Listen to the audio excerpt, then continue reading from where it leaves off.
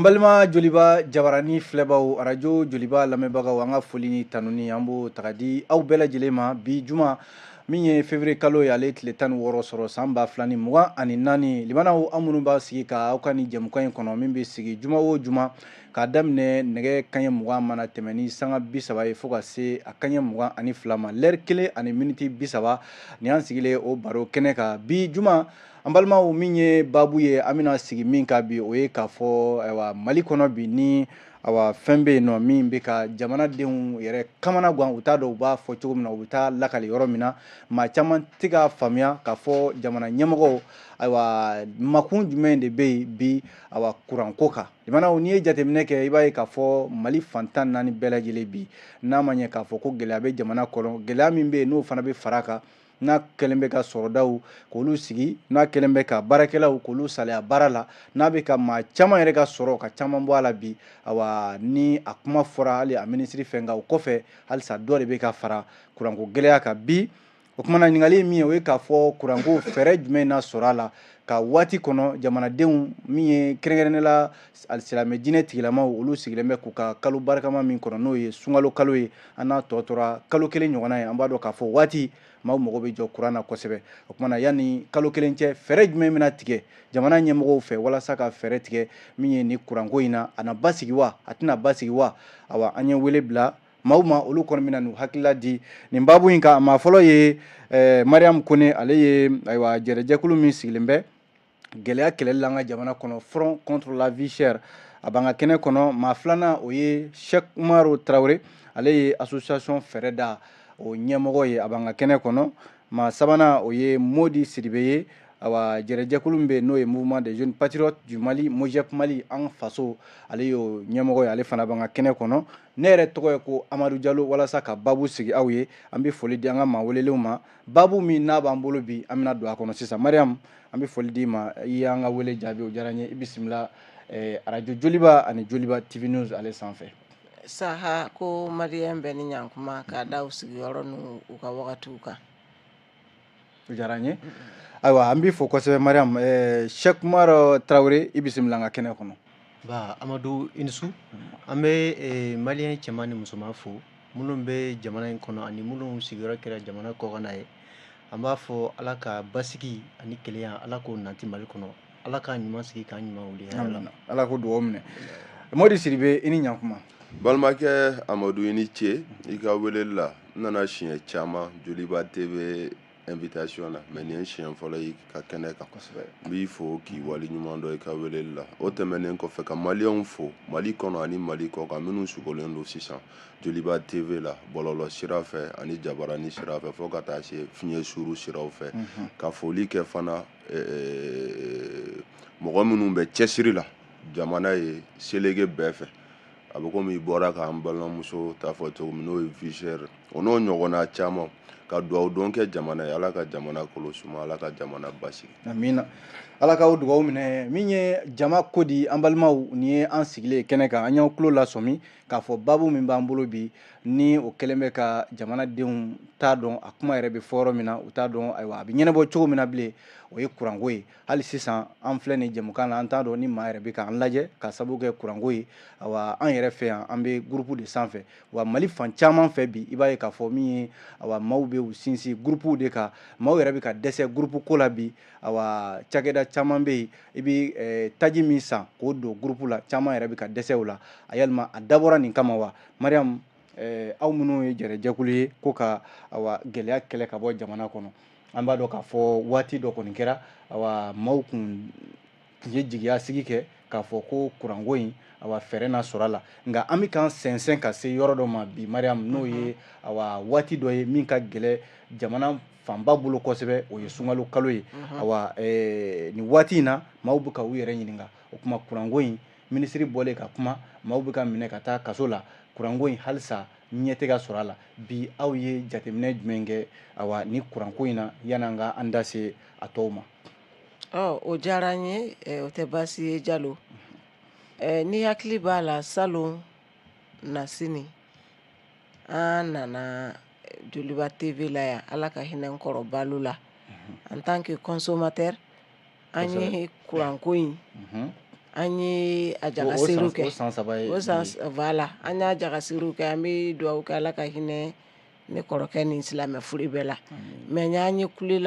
kulolasɔmuw kɛ a la k'a bɛna juguya ni fɛɛrɛ ma tigɛ ɲani an ka se silamɛw ka sunkalo ma sunkalo daminɛna Mali kɔnɔ ka ban parce que an balima chrétienw y'a daminɛ kunasini olu ye sunkalo daminɛ ni ma fili o kɔrɔ de k'a fɔ su in bɛɛ ye kelen ye an bɛɛ mago bi jɔ jisuma na an bɛɛ mago bi jɔ gilasiw la an bɛɛ mago bi jɔ fari lafiya la fari lafiya fana sisan a dɛnni bɛ kuran na dɔɔni ka da duguba yɛrɛ na a togoya kan kuran t'o dɔrɔn ye kuran ye dahirimɛ ɲinina ye an b'a dɔn an balima ne yɛrɛ ka jɛkulu yɔrɔ ne bɛ deli k'a fɔ ko ne ye fantanw ka présidente ye anw minnu bɛ informel la vie chère yɛrɛ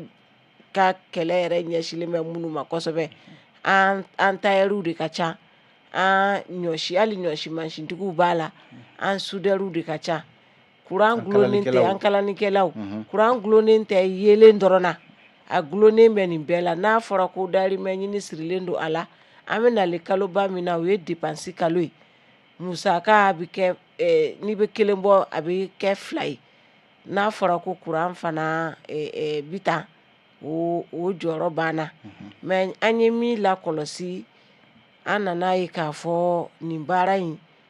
tɛ baara nɔgɔn yɛrɛ ye parce que kabi kuran tigɛ bɛ kɛ heure 1 ni heure 2 ye n'an bɛ bɔ ka wuli madaw da fo k'a bɔ heure 1 ni heure 2 la ka n'a kɛ heure 20 ni heure 10 ye sisan a bɛ tile 1 ni tile 2 de kɛ kuran bɛ tigɛ yɔrɔ bɛɛ la su fara tile kan sokɔnɔna ko t'o la dahirimɛ ɲini yɔrɔ ko t'o la tiɲɛ na ne bɛ tasi bila yɛrɛ de kɛ ka taa hali minnu bɛ baara dɔw la par exemple ne tɛmɛna pharmacie caman na sisan groupe de b'u bɛɛ da la a bɛɛ dun ye musaka ye olu tun tɛ se ka wuli su ko ni dugusɛjɛ cɛ k'u bɛ dɔ fara u ka furaw sɔngɔ kan an bɛ tɛmɛ yɔrɔ caman na boulangeries b'a la groupe de b'u da la buru yɛrɛ ye 60 ye an b'o kule la nka n'u ko sisan hali k'u bɛ 5 fara a kan ka compenser a kuma bɛ caya ainsi de suite ka tila ka Mali den kelen-kelenna bɛɛ fo an ka résilience la n t'a dɔn o bɛ fɔ cogo min na an ka jija la voilà parce que ni jija yɛrɛ ni faamuyali ni faso yɛrɛ kanu tɛ tiɲɛ na Jalo a bɛ ɲini ka kɛ an bolo baara ye maliyɛn bɛ ɲini k'i bolo 2 da kun bi ka kule n y'a mɛn k'a fɔ ko dɔw bɛ k'a fɔ ko an bɛ se ka balo ni kuran tɛ k'an bɛ burusi kɔnɔna na n t'a dɔn n'i ye ne ka bɔlɔlɔ sira jateminɛ ne bɔra burusi kɔnɔnaw la sisan 8 mars hukumu kɔnɔ ne ni togodalamuso ye baara caman kɛ ɲɔgɔn fɛ o burusi kɔnɔ i y'a jaw ye dɛ o burusi kɔnɔnaw yɛrɛ la sisan kɛ kuran yɛrɛ tɛ tigɛ kuran bɛ su fara tile kan pano b'a la u yɛrɛ ka système d'alimentation b'a la dugu yɛrɛ farala k'u bolo fara ɲɔgɔn kan yani énergie ko ka da olu tun b'o système la voilà mairie yɛrɛ y'i bolo fara ɲɔgɔn kan groupe min sigi dugu ye o bɛ yen voilà ko lampadaire kuran yɛrɛ de bɛ yen télé ni fɛn bɛɛ hali ni clim ka di i b'a k'a la vraiment o ye ne nisɔndiya c'est pour dire aux Maliens que togoda la kɔnɔnaw bɛ ɲini ka na fisaya n'an ye bi kuranko ta fan fɛ nka Bamakɔ yɛrɛ ani duguba caman minnu an sigilen bɛ minnu kan baara yɛrɛ de tɛ se ka kɛ kuran kɔ hali lakana hali an ko ne bɛ quartier min na n tɛna quartier tɔgɔ fɔ n yɛrɛ ka lakana kama mais an bɛ quartier min na a ma kalo 3 ma da ɲɔgɔn kan ni attaque 2 ni 3 ma k'a yɔrɔ la k'a bɛɛ su bɔra yɔrɔ bɛɛ la foyi m'a kɛ dibi kɔ hali su ma ko c'est pour dire que kuranko in ne ɲɛ kɔni b'a la cogo min na ministre bɔra ka kuma min fɔ a tun y'a dabɔ de a hakili la an dusu bi salo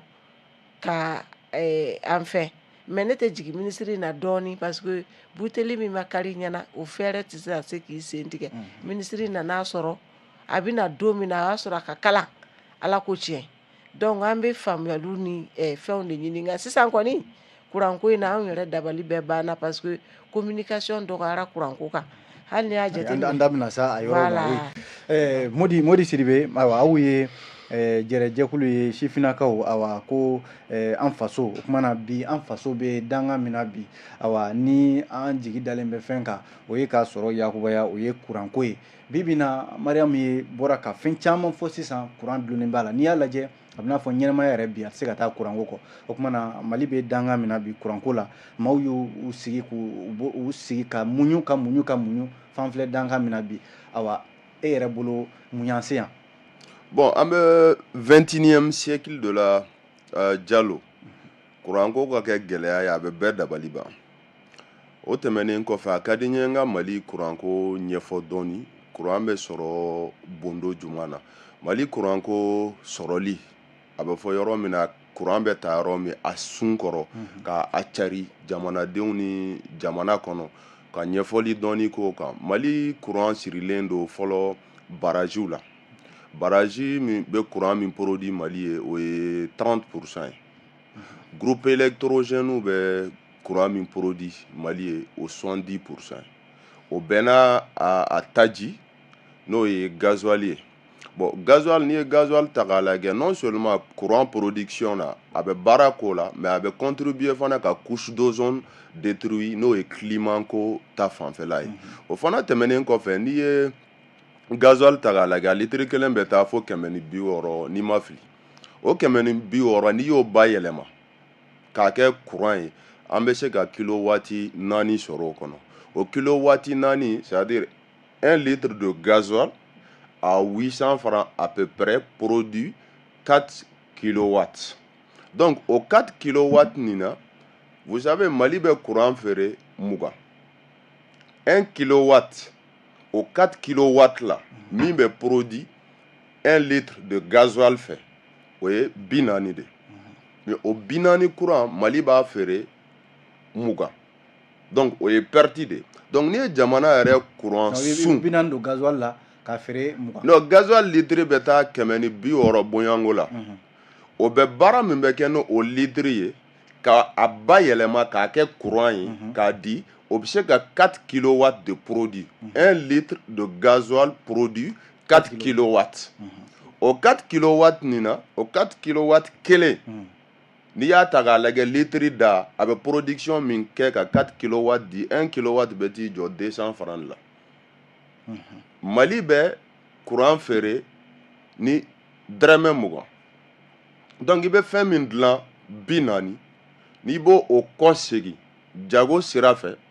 20 a bɛ komi i bɛ 20 perdu donc n'i y'o ta k'o lajɛ o perte minnu bɛ fara ɲɔgɔn kan o mana cumuler o bɛna taa jɔ fɛn caman nɔ la n'o bɛ se ka kɛ juru ye n'o bɛ se ka kɛ fɛn caman ye maintenant n'i bɔr'o la i bɛ taa jateminɛ kɛ o baara ni courant sun tali daminɛna depuis wagati jumɛn a ma daminɛ sisan dɛ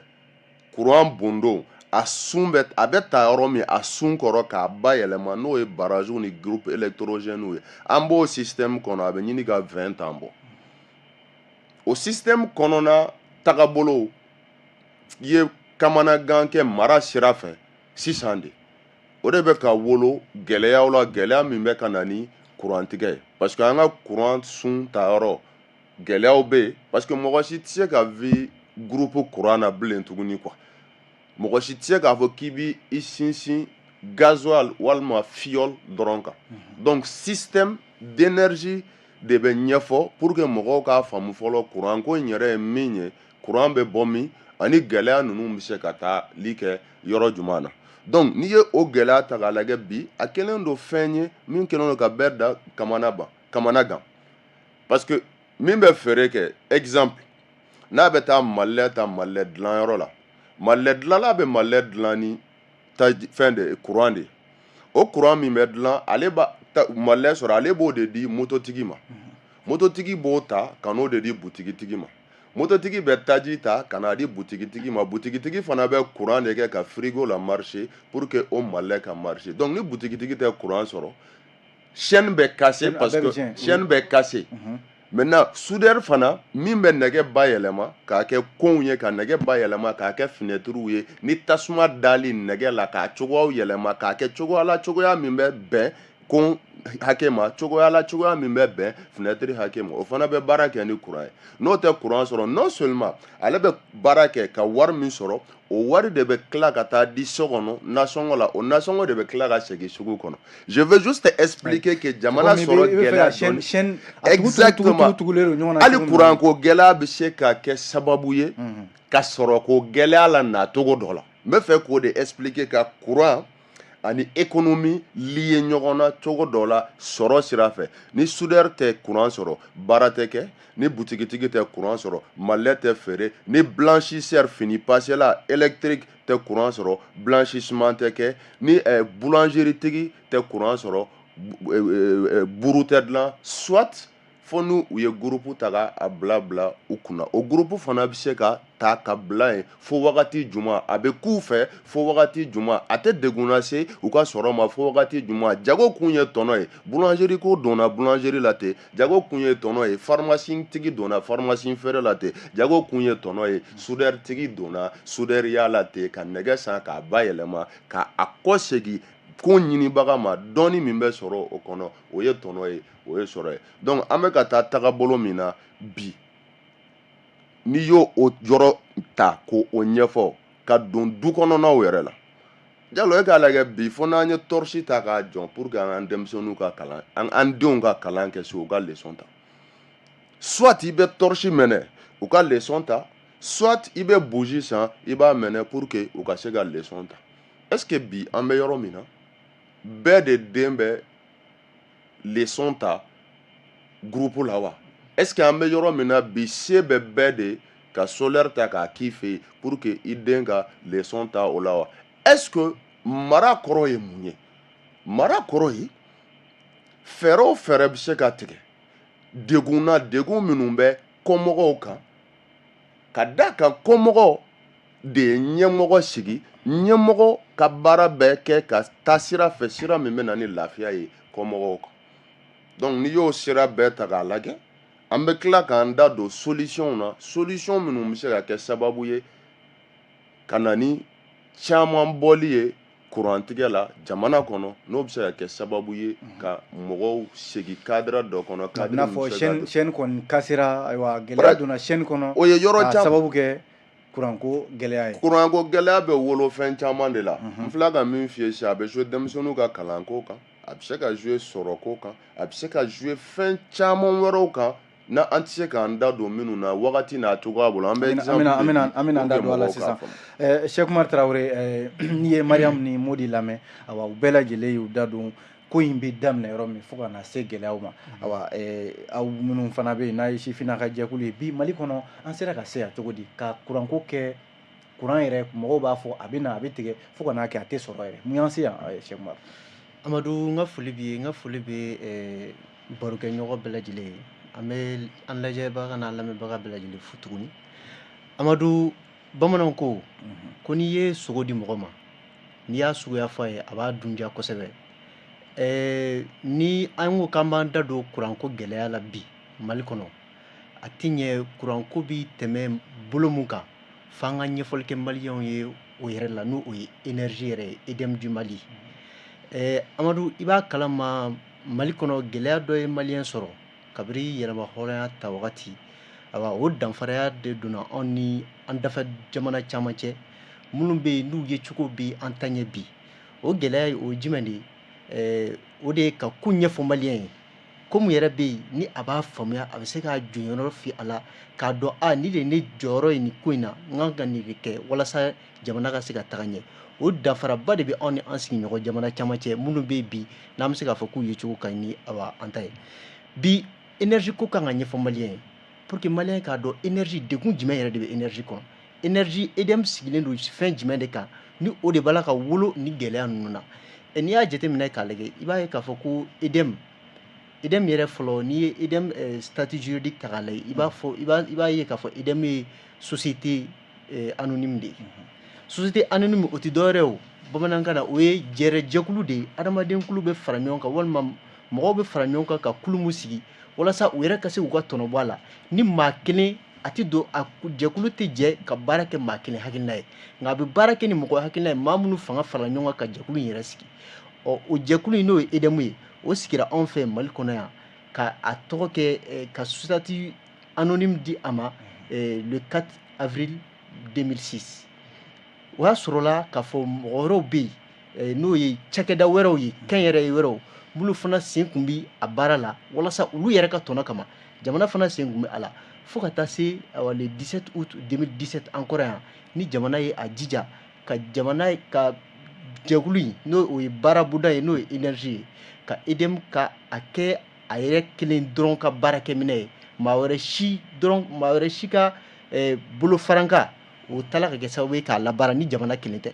donc an donnen o hukumu kɔnɔna la 2017 ani bi cɛ an ye k'a fɔ gɛlɛya caman kɛra parce que n'i y'a jateminɛ avant 2017 maliyɛn tun bɛ se k'a fɔ ko a bɛ kurantigɛ ko gɛlɛya kɛ ni funtɛni waati de sera nka k'a ye k'a fɔ ko hali samiyɛ fɛ maliyɛn tɛ kuran sɔrɔ nɛnɛ yɛrɛ b'a 12 la waati min na maliyɛn tɛ kuran sɔrɔ o gɛlɛyaw an ye olu ye bi de donc n'olu yera bi an b'an yɛrɛ ɲininka bɛ fɛ k'a fɔ ko jamana sen donnen EDM gestion ko la voilà o de y'a sen nin jamana sen kun b'a la a mɛnna mais ko tolen jamana kelen ka bolo kan voilà jamana kelen ka a niyɔrɔ bɛɛ ta ka sen kɛ ka bɛɛ sen bɔ a la k'a da a yɛrɛ kelen ma an y'a ye k'a fɔ gɛlɛya caman donna a ko la donc o la an b'an yɛrɛ ɲininka o kuma jamana kun mana a dilanli kama olu nana o de la sisan an b'an yɛrɛ ɲininka EDM yɛrɛ sisan EDM jɔn de ye EDM actionnaire ye sisan actionnaire kelen de bɛ EDM kɔnɔ sa o ye état yɛrɛ ye l'état a 100% des actions de l'EDM o ka bɔ yen an b'a ye k'a fɔ EDM constitué don ni acteurs principaux fila de ye o ye EDM conseil d'administration ani EDM direction générale conseil d'administration mun filɛ nin ye n'o bɛ EDM ka sɔrɔbolo ko olu ɲɛfɔ ka EDM ka tagasenw baara tagabolo baara taga ɲɛsiraw k'olu cɛbɔ o conseil d'administration bi mɔgɔ minnu b'olu représenté o ye anw yɛrɛ ka ministre ɲɛmɔgɔ dɔw de ye n'o ye ministre so ɲɛmɔgɔ dɔw ye n'o ye ministre des mines de l'énergie et de l'eau ye ka taa fara ministre de l'économie et des finances kan nka nin bɛɛ lajɛlen kɔfɛ ka jamana ɲɛmɔgɔ yɛrɛ fana far'o kan nin bɛɛ lajɛlen kɔfɛ an b'a ye k'a fɔ gɛlɛya de bɛ yen hali sisan an b'an yɛrɛ ɲininka o gɛlɛya in mun de nana ni a ye est ce que gestion EDM yɛrɛ gestion kɛcogoya juguya de don wa n'o ye EDM ka baara taabolo kɛcogoya est ce que fiɲɛ dɔ tɛ kɛcogoya in na est ce que EDM yɛrɛ b'a la ka baara kɛ cogo min na i b'a fɔ n balimakɛ da sera a ma cogoya min na n'o de ye depuis yɛrɛmahɔrɔnya ta waati ka n'o de ye énergie ye courant ka courant dilan ka a feere mɔgɔw ma ka a bɔ gasoil la ani baraji la est ce que o système mun filɛ ni anw b'o système in ka depuis lawale est ce que bi diɲɛ ma taa ka o système in to wa est ce que Mali yɛrɛ pɛrɛnnen don o fanga bɛ Mali la bi ka baara kɛ ni o système ye ka tila ka maliyɛnw lawasa donc ni an yɛrɛ ɲininka ni ɲininkali damadamanin na an bɛ sɔrɔ ka na don kuma kɔnɔ kuma min bɛ yen ni a bɛ na ni an ye gɛlɛyaw la gɛlɛya min bɛ yen bi n'an b'a kɔnɔ parce que an b'a ye k'a fɔ Mali tɛ groupe dilan mais Mali courant bɛ bɔ groupe de la gasoil tɛ bɔ anw fɛ yan an bɛ gasoil san de donc ni ninnu tɛ bɔ anw fɛ yan courant dun bɛ se ka dilan cogoya wɛrɛ la mun tɛ groupe ye courant bɛ se ka dilan cogoya wɛrɛ la mun tɛ gasoil ye olu dun caman bɛ anw fɛ yan alhamdulilayi nature n'o ye ala yɛrɛ ala ye o caman di anw ma bi n'o ye tile ye tile bɛ se ka courant produit fiɲɛ bɛ anw fɛ yan fiɲɛ bɛ se ka courant produit munna bi an tɛ système changer ka taga o bolo kan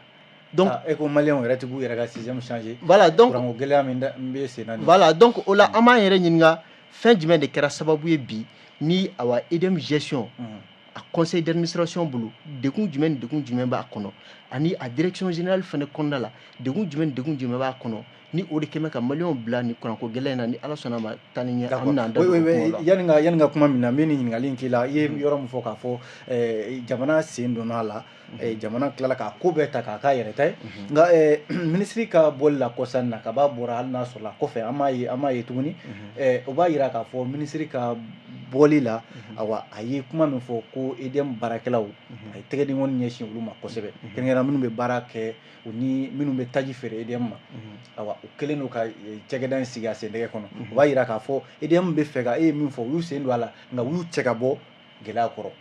bon parce que Amadu i b'a kalama k'a fɔ ko EDM yɛrɛ ko bɛɛ olu EDM ko bɛɛ olu de ta ye nka kɔsa in na minisiri ka bɔli la a ko magu ni sonyɛni de bɛ yen nɔ o de bɛ k'an bila ni gɛlɛya kɔnɔ oui parce que EDM kɔnɔna la acteurs principaux acteurs principaux saba de bɛ o de bɛ EDEM animé a fɔlɔ o ye état ye état ale bɛ politique d'électricité ale de b'o définir k'a fɔ ne bɛ fɛ n ka jamana kɔnɔna la n ka nin sigida in ni nin sigida in fo awa fitinɛ yelen ka se olu ma n'o ye énergie ye énergie tɛ courant dɔrɔn ye a tɛ ko n'a fɔ yelen dɔrɔn an balimamuso da sera a ma kalalikɛlaw b'o la fɛn wɛrɛw b'o la donc jamana de b'a fɔ ne ka mara kɔnɔna la voilà donc n bɛ fɛ n ka nin marada in n ka nin marabolo in nin san in kɔnɔ yanni nin waati in cɛ fo a ka se nin yɔrɔ in bɛɛ la donc EDEM mun bɛ yen jamana de bɛ na ni fɛɛrɛw ye sisan n'i y'a sɔrɔla k'a fɔ courant kan ka taa o yɔrɔ la ni groupe de ka labaarali ye walima ni barrages de kan ka dilan i b'a fɔ an ye projet min ye kɔsa in na n'o ye barrage de Tawusa ye ni olu ɲɔgɔnnaw de kan ka dilan jamana de b'olu sigi sen kan mais EDEM b'i charger mun de la o ye jamana ye fɛɛrɛ minnu tigɛ walasa a ka jamanadenw o ka se ka courant sɔrɔ EDEM b'i charger o fɛɛrɛw k'olu gestion kɛ ani fɛnɛ ka olu maintenance kɛ ni awa fiɲɛ donn'u la ka wuli ka se u ma ka a dilan donc ministre da sera o yɔrɔ de ma parce que ni jamana nana ni fɛɛrɛ ni jamana nana ni groupe ye ni groupe tiɲɛna EDEM de ka responsabilité ka maintenance kɛ ni EDEM fana ma o maintenance kɛ EDEM dun fana ko jamana tɛ fɛn oui bɛɛ ka responsabilité b'a la ko minɛnw de b'olu bolo voilà donc o de la ne ko i ma n'an da sera ni an taara ɲɛ an bɛɛ bɛ ka lajɛ ka jalaki bɛ ɲɔgɔn kan madame ni an bɛ nin taabolo la nin cogoya la an y'a i bɔra k'a fɔ kuma tɛ ka kɛ jamana ɲɛmɔgɔw da de nin bɛ nka jamanadenw bɛ kuranko gɛlɛya kɔnɔ awa ministre ka bɔli ni sisan cɛ a bɛ ɲini ka na kalo 3 bɔ awa k'a fɔ directeur tɛ kuma ministre tɛ kuma ministère de l'économie tɛ kuma jamanakuntigi yɛrɛ tɛ kuma awa a taabolo ye nin ye wa Mariam ne kɔni bolo bon fo n'a kɛra ministre n'o tɛ EDEM furadama bɛ to u yɛrɛ kunnafoni ɲinina ye san o san kurantigɛ mana daminɛ na an k'an bɛ taa ɲɛfɔliw kɛ an tɛ généralement attaché de presse min bɛ yen communication an ka doyen minnu bɛ yen généralement an n'olu de bɛ kuma ka caya n'o tɛ k'a fɔ ko kurantigɛ filɛ nin ye ɲina ko EDEM directeur yɛrɛ bɔra ko k'i sigi k'a a fɔ ko nin de b'an kan a ka gɛlɛn ne kɔni ne bɛ kunnafoni di baara la ka fara n ka vie associative ninnu kan ne kɔni m'a ye fɔlɔ kuma caman yɛrɛ i mana taa i bɛ weleli kɛ an kɔrɔbali de tun bɛ yen ale de bɛ i reçoit très généralement a bɛ information dɔw d'i ma i bɛ taa n'olu ye ten hali n'o y'a sɔrɔ tu n'es pas satisfait o manque d'information b'a la mais ministre ka bɔli EDEM ka yuruku ko n'a ka fɛn kan bɛɛ b'a dɔn ko c'est un secret de polichinelle EDEM kun kɛlen bɛ suguba ye ne min ka muru da jara i bɛ bɔ na hali sɔgɔmada in na radio Tiledu kan dɔ ye weleli kɛ k'i plaigner ko ale taara k'a bɛ taa fɛn ɲini prépayé compteur prépayé ɲini ko min bilala ka taa ale ka prépayé baara kɛ k'a y'a fɔ a dajɛ la ale terikɛ ko n'a bɛ fɛ a ka compteur ko ka ɲɛnabɔ a ye wari ci ma n ka Orange Money kan k'ale ko k'ale ma sɔn o ma parce que ale tun ye malien ye min sigilen don Allemagne donc ale olu ka tabiya ta ale ko k'ale tɛ yuruguyurugu kɛ ale duralen de don a ka compteur la a mago bɛ min na donc ale dimina ka taa énergie la ale tɛ yan dɔn EDEM na Jelibugu fɛ a y'a tigi tɔgɔ fɔ mais ne tɛn'o fɔ parce que ne yɛrɛ balimakɛ don ne b'a dɔn kɔni a jamu bɛ sɔrɔ Tarawele de hali n'o y'a sɔrɔ u ye Kɔnɛla nkalon d'a la i y'a ye ko a y'a wele k'a ɲininka ɲɛmɔgɔ yɛrɛ ɲɛna k'a y'i ɲɛ waga ɲɛmɔgɔ yɛrɛ ɲɛna k'a fɔ n y'a fɔ a ɲɛna ko min b'a to a ka fɛn bɛ teliya k'a b'a dɔn min don a y'i kɔ don ka taa donc foyi ma bɔ a la o kɔfɛ olu taatɔ dɔ tugura olu kɔ k'a fɔ ko ko n'aw mago bɛ compteur prépayé la k'a ye tugu karisa kɔ ko karisa ko compteur prépayé baden de bilalen b'ale fɛ yen k'a b'a feere mɔgɔ ma cɛ bɔra k'a fɔ Tiledu ka sɔgɔmada in na bɛɛ ɲɛna u ka Tiledu ka matinale la c'est pour dire que o ɲɔgɔnna caman de tun bɛ EDEM kɔnɔ min y'a ta fɔ min m'a ta fɔ kuranko kɔni o ye i bɔra ka min fɔ kuranko kɔni nafila ye voilà nin fana gɛlɛya voilà nin fana bɛɛ mana tugu fɛn na baarakɛyɔrɔ la yuruku b'a la fɛn caman b'a la dɔw bɛ k'u plaignent n t'a dɔn n'o ye tiɲɛ ye je parle avec réserve ko ne mɔgɔ fanga kura min mana na o kɛrɛfɛ mɔgɔw fana bi taa n'u ka lisiw ye ko o de tun bɛ kɛ EDM na n t'a dɔn n'o kɛra nin transition in na n'a ma k'a la n'a ma kɛ nin transition in na fana alhamdulilayi mais n'olu bɛɛ kɛra ka tɛmɛ a bɛ jouer entreprise kan n'a fɔra ko entreprise la bɛɛ de bi i jɔyɔrɔ e bɔra ka min fɔ nin b'a yira maa caman de bɛ yen fana voilà n b'a bila a tɔgɔ di mauvaise gouvernance kɔnɔ k'a fɔ ko maa caman de bɛ yen minnu fana bɛ nin lahalaya la minnu bɛ i b'a sɔrɔ olu poche kɔnɔna dɔrɔn ni ye nin di yan n bɛ nin d'i ma voilà jamana ka cakɛda o bɛ se ka voilà mauvaise gouvernance b'a la hali n'o y'a sɔrɔ madame bɔkuma ma ɲɛ dɔɔni parce que mɔgɔw kun dusu kalalen don a bɔra k'a b'a apaiser a tila ka taa kɛ problème ye ne bɛ kumabaliya in pour revenir à votre question n bɛ kumabaliya in bila o yɔrɔ de kɔnɔ fɔlɔ an kɔni b'a dɔn kuma kelen min kɛra ka madame ta kɔfɛ président colonel Simi bɔra a ka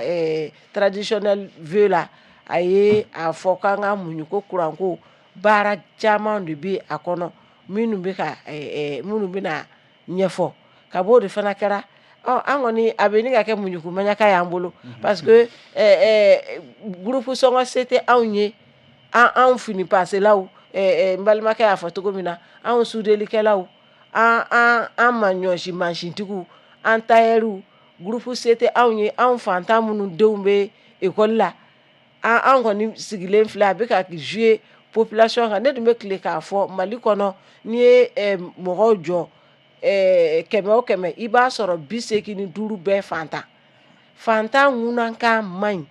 u k'a lajɛ u ka fɛɛrɛ kɛ joona fɛn ka k'a la n'o tɛ mɔgɔ si tɛ ka bɔ ka kuma an yɛrɛ y'a mɛn sisan ko n'an bɛ kuma sisan ko n'an b'a fɔ ko kuranko ko an kana fɔ k'a ɲɛkumu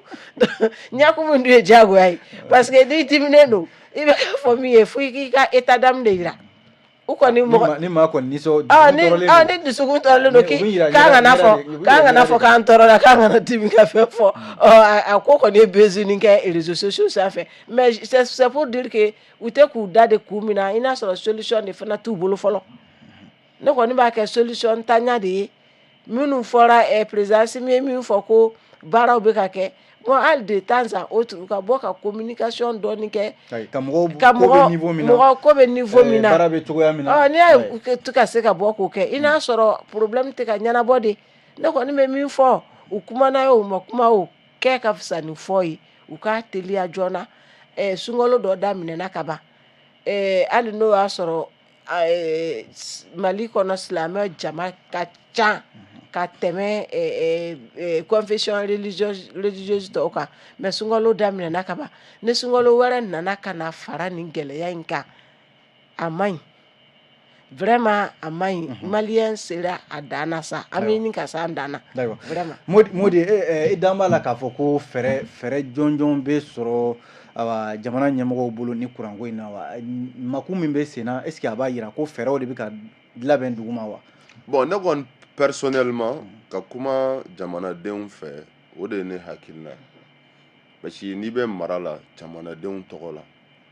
u ka hɛrɛ n'u ka hɛrɛ tana a bɛɛ latigɛ bɛ e bolo i bɛ décision minnu ta n'i bɛ bɔ sira minnu fɛ u b'o kɔlɔlɔ walima o tɔnɔ de sɔrɔ hali an bɛ mal gouvernance min fɔ todunkan na marako juguya min seleke bɛ tali kɛ sɔrɔ marako juguya ni sɔrɔ taraki ni sɔrɔ ɲagami la a bɛ dépend courant sɔrɔ cogo la parce que ni groupe électrogène b'i bolo diyagoya na gasoil san n'i ye gasoil san diyagoya a bɛ tɛmɛ nafolo de bɛ tɛmɛ o ni ɲɔgɔn cɛ i bɛ gasoil san i bɛ wari di bon o ta ka tɛmɛ sira minnu bɛ kɛ nin diyagoya yuruguyurugu sen dɔw na bɔ a kɔnɔ donc quand on parle de bonne gouvernance ne hakili la transition in kɔnɔ énergie yɛrɛ tagabolo tun kan ka yɛlɛma o de la groupe électrogène ma kɛ ne hakilina ye ɲuman ye ka groupe électrogène san ka EDM dɛmɛ ne bolo hakilina ɲuman kabiri yen ne yɛrɛ ko n ko a bɛ sɔn ka gɛlɛya o ne ni n ka hakilina ye ça n'engage que moi parce que yuruguyurugu ni sɔrɔko kuma ni fɛn fɛn bɛ ka fɔ a bɛɛ bɛ tali kɛ a caman na courant bɛ sɔrɔ bundo min na quoi par exemple ne bɛ courant san madame bolo dɔrɔmɛ 20 n b'a feere dɔrɔmɛ n b'a sɔrɔ a bolo dɔrɔmɛ 12 n b'a feere dɔrɔmɛ 20 n na dɔrɔmɛ 8 tɔnɔ sɔrɔ mais ni n bɛ groupe électrogène utiliser n bɛ gasoil san litiri kelen 160 ɲɛkɔrɔ n b'a bayɛlɛma kilowati kelen 40 n b'a feere 20 n bɛ 20 perdre donc énergie yɛrɛ fonctionnement togo ani an bɛ courant laɲini kɛ togo minnu na o yɛrɛ fɛɛrɛw n'i y'a ta k'a lajɛ ani jamana bɛ gɛlɛya min kɔnɔ n'i y'u tengu ɲɔgɔn na i bɛ douter quoi k'a fɔ ɲɛna sɔrɔ k'a fɔ ɲɛna sɔrɔ a la o ye ne ka hakilina ye k'a fɔ ɲɛna sɔrɔ a la parce que fɛɛrɛw de b'a to i bɛ faamuyali dɔ kɛ kungo min b'i da la a wulili teliya a n'a wulili abada walima k'a wuli wagati jan kɔnɔ fɛɛrɛ tigɛlenw de b'o i bɛ fɛɛrɛ minnu tigɛ olu de b'o ɲɛfɔ donc n'i y'olu ta k'a lajɛ a ka gɛlɛn kosɛbɛ an bɛ yɔrɔ min na k'a fɔ ko fɛn bɛ se ka fɔ président bɛ ye ɲɛfɔli k'a la a ka san yɛlɛma foli la ani jamana légitimité traditionnelle ni ɲɔgɔn cɛ mais président ka ɲɛfɔli la kungo dɔnnen don hakili la minisiri fana kumana télé la kungo fana faamuyara u dɔnna o fana sen fɛ u b'a n'o o ye kungo ye kɔni donc n'i ye kungo dɔn kungo wulili fɛɛrɛw kɔni i kan k'o dɔn logiquement maintenant ni kungo dɔnnen don wagati joli joli ɲɛfɔliw bɛ kɛ minɛliw kɛra o minɛliw kɔfɛ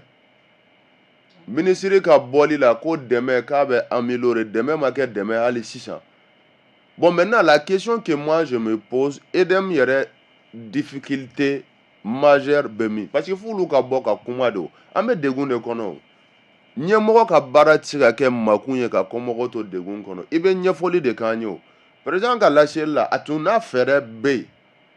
n'a bɛ yen dɛ ale tun kan ka fɛɛrɛ ɲɛfɔ an bɛ baara la dɔrɔn tɛ parce que c'est une question de timing n'o tɛ a ye fɛɛrɛ a da donna fɛɛrɛ caman kɔni na voilà jamanadenw janfa minnu kun tigɛlen bɛ exactement jamanadenw fɛɛrɛ ye nin ye a fɛɛrɛ bɛ lawaleya ni nin ye a bɛ lawaleya nin wagati kɔnɔ i tɛ kuranko kuma bɛ maa si da bilen bɛɛ b'i sigi k'o kɔnɔ problème ye nin ye problème solution ye nin ye a solution bɛ sɔrɔ nin na wa a solution bilali sen kan o bɛ se ka kɛ nin wagati la mais ne bɛ n profiter i ka micro fɛ k'a ɲini jamana ɲɛmɔgɔw fɛ u ka kuma jamanadenw ye ni mɔgɔ min bɛ se ka kuma ka ɲɛfɔli kɛ pour que a ka faamu parce que moi ne jamana ɲɛmaayɔrɔ dɔ la sisan ne bɛ fɛn fila de kɛ n bɛ fɛn min privilégié fɔlɔ o langage de vérité min lakika yɛrɛ bɛ yen k'a fɔ jamanadenw ye parce que n tɛ se k'a f'i ye n ko sini sɔgɔma k'i bɛ soli ka wuli i bɛ zamɛ ni sogo sɔrɔ ou bien zamɛ ni jɛgɛ kɛnɛ sɔrɔ yen k'a sɔrɔ hali charbon san wari tɛ yen fɔlɔ n b'a f'i ye de tiɲɛ kan jamanadenw a gɛlɛyara cogo o cogo f'an ka kuma ɲɔgɔn ye nin problème de b'an da la donc an bɛ fɛ ka a lawuli ni nin fɛɛrɛ ye a fɛɛrɛ bɛ sigi sen kan nin wagati la en ce moment mɔgɔw bɛ se ka faamuyali mais est ce que jamana ɲɛmɔgɔw ka kumabaliya énergie ko in na ni ko taara k'u bolo dan wa ou bien fɛɛrɛ a t'a yira ko fɛɛrɛ parce que ni fɛɛrɛ min bɛ yen ɲɛmɔgɔ kɔni tɛna dɛsɛ ka bɔ k'a fɔ ayiwa ni fɛɛrɛ de b'an bolo an bɛ ka baara kɛ ka se nin hakɛ la est ce que ɲɛmɔgɔ kan ka dɛsɛ ka bɔ k'o fɔ jamanadenw ye gɛlɛya bɛ yɔrɔ min na bi kɛrɛnkɛrɛnnenya kuran ko a man k'o taa k'u bolo dan a tɛ se ka taa k'u bolo dan wa n'a taara k'u bolo dan a bɛ taa k'u dan fana o ye fɛn jɛlen de ye parce que an ka ɲɛmɔgɔw de don ne y'a fɔ n ka kuma ta sen fɔlɔ la o ɲɛmɔgɔ ka baara ye a bɛ décision fɛn fɛn ta o décision ninnu hɛrɛ de kan ka se kɔmɔgɔw ma parce que n'i y'a mɛn ɲɛmɔgɔ i ko kɔmɔgɔ donc n tun bɛ tila rapidement ni yɔrɔ min n balimakɛ ye yɔrɔ dɔ fɔ a ko énergie jamana y'a ta a ba la a bolo la depuis 2017 k'ale ma se ka faamuyali kɛ mais 2017 ni 2020 ni ɲɔgɔn cɛ courant tun bɛ sɔrɔ dɛ alni akuli tigɛ waati an bɛ courant tigɛ dɔ wagati min na o ye ni tilema gɛngɛn bɔra samiya ninnu fɛ an tun tɛ courant tigɛ dɔw donc depuis anw fitinin en tout cas moi du haut de mon jeune âge fo ka na se bi ma nin wagati in na ne ye courant ko ye cogo min jamana kɔnɔ ne ma deli k'a ye fɔlɔ ten donc ni jamana ka courant ta a bolo la depuis 2017 san 3 kɛra o kɔfɛ courant tun bɛ ka di an donna san 3 la fana o fana kɔfɛ gɛlɛya don mais ne kɔni bɛ min fɔ n bɛ min privilégié maliyɛn bɛ faamuyali kɛ ka langage de vérité teni jamanadenw min yɛrɛ lakika bɛ yen k'a fɔ o bɛ se ka kɛ sababu ye ne n balimamuso e ni an bɛɛ bɛ fara ɲɔgɔn kan k'u dɛmɛ pour que k'u dɛmɛ yɛrɛ pour que solution min bɛ hali n'an yɛrɛ bɛ bɔ k'a fɔ ko jamanadenw k'u hakili sigi jamanadenw ka sabali u k'u bolo da u dusu la baaraw bɛ sen na baara min ye nin ye a bɛ sigi sen kan nin wagati la gɛlɛya bɛ wuli nin wagati la an b'u dɛmɛ k'o baaraw kɛ mɔgɔ si tɛ transition contre la en tout cas ne personnellement ne tɛ transition contre la mais ka fɛnw fɔ tiɲɛ kan kɔni hakili la o de bɛ marakɛla dɛmɛ a ka mara kɔnɔ pour que a kana bin fili caman kɔnɔ. D'accord, Cheikh Umar, est-ce que bi jamana ɲɛmɔgɔw fana tɛ ka tamakiya walima k'a fɔ n'an bɔra ka nin fɔ jamana denw kana fɔ ko an bɛ ka wuya fɔ sabu an y'a ye o layidu caman taara minisiri yɛrɛ ka bɔli kɔfɛ a ka bɔ tuguni a kana na siran k'a fɔ jamanadenw kana na kuma wɛrɛ fɔ minisiri wɛrɛw tɛmɛna minnu fana ye layidu wɛrɛw ta k'a fɔ gurupuw sanna nka Cheikh Umar b'a ye n'i ye nin bɛɛ fara ɲɔgɔn kan a bɛɛ nana wolo fɛn na min kɛra jigitigɛ walima dabaliban ye mɔgɔw bolo mɔgɔw ma se ka foyi faamuya énergie ko la centrale thermique ko ni groupe ko ni awa minisiri ka bɔli k'a fɔ maaw minɛna nka hali sisan ni fɛn fɛn bɛ ka fɔ layiduw bɛ ka ta kumaw bɛ ka fɔ minisiri kɔrɔw bɛ olu ye layiduw ta ka na se hali sisan nka fɛɛrɛ fɔ est ce que énergie ko e dan b'a la k'a fɔ Mali na nin cakɛda in a na se ka san sɔrɔ ka jamanadenw wasa bilen wa sabu kuma yɛrɛ b'o yɔrɔ de la sisan Amadu jamana tɛ mara ni maa kelen hakilina ye ni ye EDM ta k'a lajɛ ne ye kuma daminɛ ni o de ye o EDM ye fɛn min f'a suguya ka fɔ EDM ye société de ye EDM tɛ maa kelen hakilina ka baara kɛ conseil d'administration de bɛ jɛ ka sigi ayiwa ɲinini caman kɛlen kɔfɛ ka dɔn k'a fɔ nin degun in de bɛ cakɛda la nin waati in na ayiwa an kan ka jɛ ka nin fɛɛrɛ in de ta walasa ka baara kɛ nka o conseil d'administration yɛrɛ problème ba de bɛ o conseil d'administration gestion na ayiwa conseil EDM yɛrɛ acteur n'o ye EDM yɛrɛ a bɛ labaara ni maa minnu yɛrɛ ye ni kulu minnu yɛrɛ ye o kulu saba o fɔlɔ o ye jamana yɛrɛ ye fɔlɔ jamana yɛrɛ bɔra a jɔyɔrɔ la EDM yɛrɛ ko la fɔlɔ munna parce que jamana kan ka baarada dɔw de bila sen kan ni o baaradaw bɛ kɛ sababu ye ni an bɛ se ka courant produit n'an bɛ se ka courant dilan k'a ta ka taa n'a ye ani k'a feere walima ka courant bɔ jamana wɛrɛ la walima k'a feere jamana wɛrɛ ma awa an b'o kɛ ni jumɛn o groupe ye ni n da s'a ma o groupe in an tɛ groupe dilan usine tɛ Mali la o an bɛ jumɛn de kɛ groupe kɔnɔ walasa ka courant dilan k'a feere maliyɛnw ma o ye gasoil de ye n'a ma ye k'a fɔ ko Mali kɔnɔ anw ta la k'an ka pétrole bɔ fɔlɔ gasoil tɛ anw fɛ f'an ka taa wari de bɔ ka gasoil san i b'a dɔn k'a fɔ depuis o yɔrɔ la k'a fɔ ko énergie yɛrɛ ko c'est pas quelque chose de souverain aujourd'hui an bɛ souveraineté ko kuma mun na énergie min bɛ anw bolo courant min bɛ anw bolo an yɛrɛ ka yɛrɛma hɔrɔnya an yɛrɛ ta t'an ka courant ye fɔlɔ parce que an bɛ taa groupe san yɔrɔ min na bi ni degun donna an n'u cɛ an tɛ groupe sɔrɔ est ce que an t'o degun de la bi an bɛ taa gasoil san yɔrɔ min na ni degun donna an n'u cɛ ni datuguli kɛra ni gasoil tala ka na maliyɛn tɛ yelen sɔrɔ est ce que an t'o degun de la bi donc o ye jamana jɔyɔrɔba de y'a la jamana jɔyɔrɔ dɔ fana ye jumɛn ye an y'a ye minisiri Lamine Traoré wagati min na a ye baara bila sɛbɛn kɛ a ye mun fɔ a ko ni i bɛ conseil d'administration kɔnɔ ko caman bɛ yen o ye e ka hakɛ ye nka i bɛ taa sɔrɔla k'a fɔ e ta tɛ i yɛrɛ ye i tɛ se k'a kɛ n'i ye vérificateur général ka rapport ta k'a lajɛ a rapport min kɛ 2019 ka n'a bila 2023 la o rapport bɛ mun de fɔ que le conseil d'administration n'est pas autonome dans le choix des nominations des directeurs généraux donc o b'a yira i la k'a fɔ mɔgɔ minnu yɛrɛ bɛ yen n'olu sen yɛrɛ bɛ awa EDM yɛrɛ kɔnɔna la n'olu yɛrɛ bi terrain kan k'a baara kɛ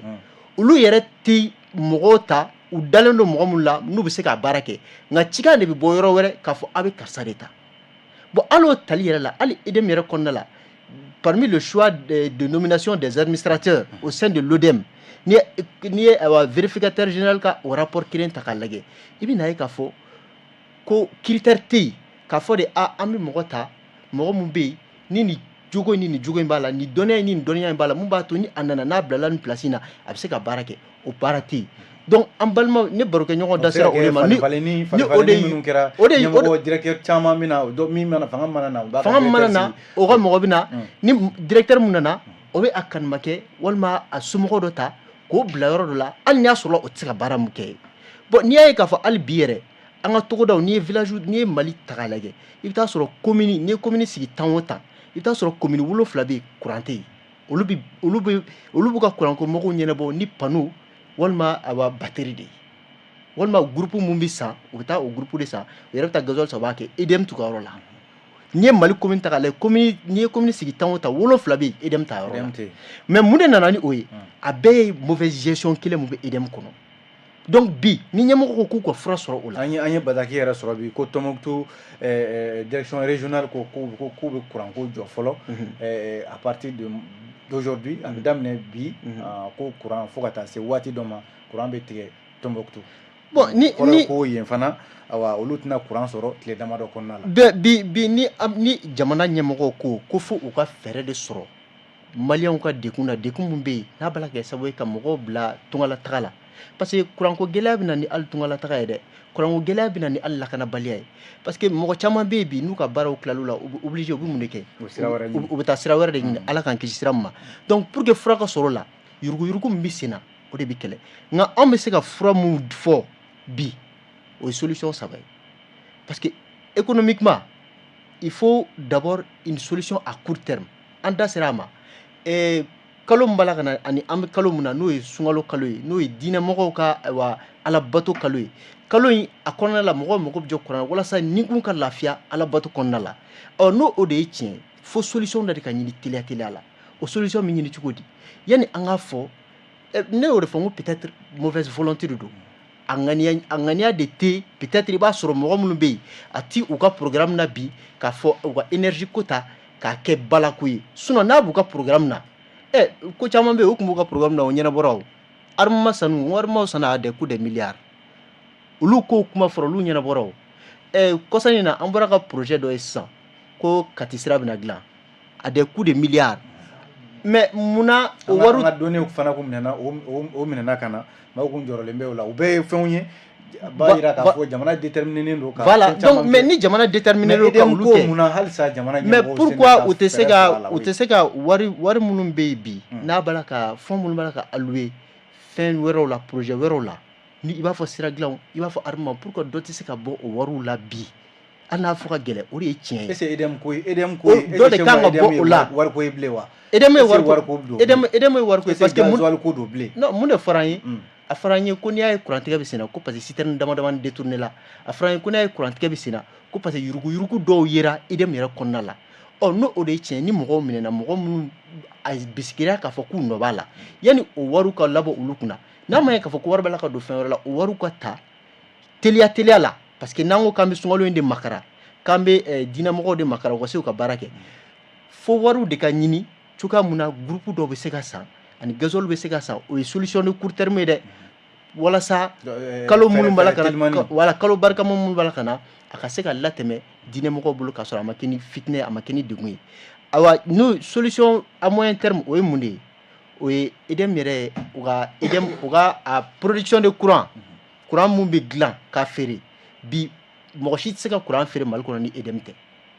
c'est un marché monopolistique donc fo o de ka dabila u ka courant feereli u ka a yamaruya di maa wɛrɛ ma n'a se bɛ mɔgɔ wɛrɛ ye min bɛ se ka na courant voilà mais jamana kɔnɔ mɔgɔ ye kalan kɛ an ma se o danga la an sera o danga la dɔnniya bɛ mɔgɔ caman la a wari bɛ mɔgɔ caman kun n'u ye a marché dayɛlɛ sisan mɔgɔ bi production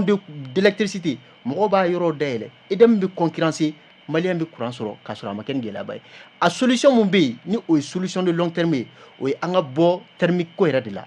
groupe ni gasoil ko an ka bɔ o la n'i ye Tɔnbukutu marabolo ta k'a lajɛ fiɲɛ min bɛ ci Tɔnbukutu taw de ni manamana fiɲɛ tɛ tile min bɛ bɔ Kidal ani Menaka manamana tile tɛ n'i ye baraji de Tawusa projet ta k'a lajɛ baraji Tawusa tun kan ka dilan baraji Tawusa a ti Mali dɔrɔn courant a bɛ kɛ sababu ye Mali bɛ hali courant feere jamana wɛrɛ ma mais ba minnu bɛ anw fɛ yan n'o ye fleuve Niger fleuve Sénégal pourquoi an tɛ taa olu siraw fɛ bi ka bɔ thermique kɔnɔna la yalasa cogoya min na maliyɛn ka se ka k'i yɛrɛ ye. est-ce que u ye ba de don a la i n'a fɔ min fɔ mauvaise volonté ka labaara walasa ka se ka courant di n'o tɛ baraji i ye barajiw fɔ baraji caman bɛ yen. mais baraji ninnu o ye baraji bɛɛ jɔ ni barajiw bɛɛ jɔra bi ka sababuya kɛ marako juguya yɛrɛ ye EDM yɛrɛ kɔnɔna la parce que EDM de chargé don jamana bɛ baraji minnu dilan ka o baraji ninnu k'u tɔgɔtɔ ka u bɛrɛbɛrɛ yalasa cogoya min na u ka se ka courant dilan mais ni marako juguya yɛrɛ bɛ EDM yɛrɛ kɔnɔna la fo o marako juguya de fura ka ɲini o de la fɔlɔ nka n'an ko k'an bɛ fura telimani de kɔ ko sunkalo ko b'a la ka na walima fura telimani ko parce que jamanadenw bɛ fɛ ka funtɛni fo u ka fɛɛrɛ de kɛ u ka o baraji ninnu minnu bɛ yen u ka fɛɛrɛ kɛ k'a labalo ani groupe ko parce que bi Mali tɛ dɔ la ni groupe tɛ u n'a fɔ ɲɛna ko ji tɛ ba la walima ji jara n'an ko sisan k'an bɛ taa éolienne na ou bien k'an bɛ taa solaire la o bɛɛ ye processus dɔ wɛrɛ o fana ka jan o sera ka jan maliyɛn tɛ se k'a sigi o kɔnɔ parce que fo ladilikan damadama bɛ an b'o fɔ. d'accord an bɛna s'o ma sisan Mariam i tun bɛ fɛ ka voilà ne tun bɛ fɛ ka rebondi jumɛn kan n balimakɛ ta kan a ye min fɔ tiɲɛ don hali bi ne bɛ segin kɔfɛ ka na communication yɔrɔ la min yɛrɛ ne anw tɔɔrɔ fɔlɔ la an bɔra yɛrɛ an ka conférence de presse laban na an y'a fɔ n'i y'a jate minɛ mɔgɔ min ye an ka gouvernement ɲɛmɔgɔ ye bi ne tɛ jigin sɔrɔdasi ninnu na ten kosɛbɛ o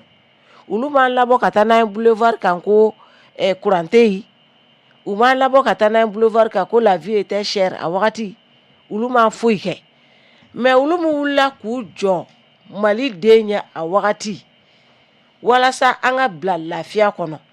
olu kelenw de b'o gouvernement na bi nin bɛɛ bɛ ka da maliyɛn kan u tɛ ka bɔ ka kuma o ye ne degun o y'anw degun dɔɔni fɔlɔ na parce que fɔlɔ la ne de bɛ ye secrétaire général de bɛ ye dɔw bɛ ye mais premier ministre Kuturu yɛrɛ ka bɔ k'i sigi an jigi dalen bɛ ale min kan k'a fɔ ko n'i ye courant ko fɔ président ko k'a b'a kɛ tan k'a yɛrɛ fosi ka bɔ courant ko in na togo sugunin dɔ la ka sɔrɔ k'a fɔ ko gɛlɛya min bɛ EDM kɔnɔ ko tiɲɛ na k'ale t'a kalama depuis o don kuma min fɔra o kun kan ka mɔgɔw sɔn hakili la k'ale t'a kalama le premier chef de l'administration ale ko ale tɛ courant ko kalama ko courant ko yɛrɛ foyi jamanakuntigi vraiment mais c'est pour appuyer est-ce que Mariam o t'a yira ko ɲininkali la est-ce que o de y'a to n ko est-ce que énergie ko in a na se ka jamanadenw wasa tuguni f'a dun an wasa dɛ n'a m'an wasa an tɛ jigin olu la mɔgɔ fɛn o fɛn ye su sɔrɔ kaburu kɔnɔ Bugunikaw ko ten saya de y'a s'a ma fɛn fɛn filɛ anw na bi olu de y'anw labɔ ka taa n'a ye boulevard kan ko courant bɛ ka tigɛ a wagati o y'a sɔrɔ courant tɛ tigɛ ka heure 15 kɛ a tɛ tigɛ ka heure 24 kɛ a tigɛlenba mɛnlen heure 3 ni heure 4 bi a bɛ ka heure 72 de kɛ 72 heures courant bɛ ka tigɛ mɔgɔ kelen min y'an bila boulevard kan aw bɛɛ b'i da de mɔgɔ si tɛ M5 la bi ko min bɔra k'a fɔ an ka welewelema da kɛ pour que courant ko in ka ɲɛnabɔ o ye kelen ye M5 yɛrɛ ɲɛmɔgɔ de ye premier ministre ye bi o ka bɔ k'a fɔ an ma ko n tɛ courant ko kalama vraiment maliyɛnw b'a fɔ cogo min a y'i cu ni an ye nin bɛ mɔgɔ jigi tigɛ ne yɛrɛ kɔni jigi dalen bɛ min kan o ye président bɔra ka min fɔ a ka traditionnel foliw la hali o yɛrɛ a tɛ mɔgɔ jigi sigi kosɛbɛ parce que n balimakɛ y'a fɔ cogo min na nin degun in de bɛ yen bi nin baara in de bɛ ka kɛ degun bɛ ka wuli nin don in mais nous sommes laissés à notre triste sort les consommateurs sont laissés à leur triste sort o de bɛ ka anw tɔɔrɔ kosɛbɛ a jigitigɛ bonyana an ma kojugu vraiment u ka bɔ ka kuma an ye u ka fɛɛrɛ wɛrɛ tigɛ experts bɛ yan ko nin bɛ jɛkulu min na o ye faso yɛrɛ tɔbɔtɔli jɛkulu ye n balimakɛ b'o la